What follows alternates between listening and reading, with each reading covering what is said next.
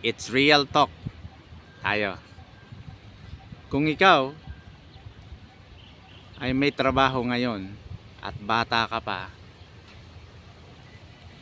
mahalin mo yan, ingatan mo yan, ibigay mo yung the best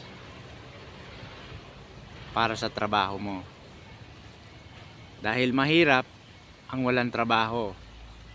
Maraming walang trabaho dito sa atin na gustong magkaroon ng trabaho pero napakahirap dahil maraming requirements. Especially kung ikaw ay may edad na 45 pataas, delikado na. Maliban lang kung yung natapos mo o yung trabaho mo ay kailangan na kailangan. Pasensya na kayo, may helicopter na dumaan. Kaya hanggat bata ka, may trabaho, mahalin mo yan. At higit sa lahat, huwag kang masyadong magpo-focus. Huwag mo ibibigay lahat. Kumbaga sa 10% mo, ibigay mo 6% lang. O kung pwede nga 5% lang. Tama na yan, 6% sa pinagtatrabahuhan mo. Tapos mag-ipon ka, magnegosyo ka. Kahit maliit lang,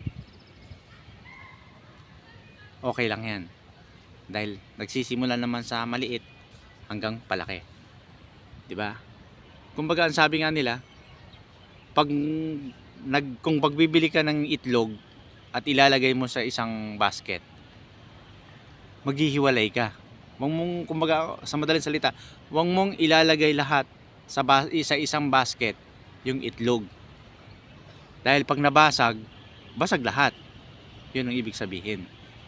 Kaya sa lahat ng makakapanood nito, lalo na naman yung mga friends ko, sinishare ko lang to at real talk. Mag-ipon ng mag-ipon hanggat may trabaho kayo, mahalin nyo yan. Mag-ipon dahil hindi natin alam kung anong mangyayari bukas. Kumbaga, tag-araw ngayon. So anong kailangan natin? Yung mga farmers, naghihirap sila dahil hindi sila makapagtanim dahil walang ulan. Makakapagtanim pa sila pag umulan, parang ganon. At saka isa pa, katulad ng sinasabi ko rin sa iba at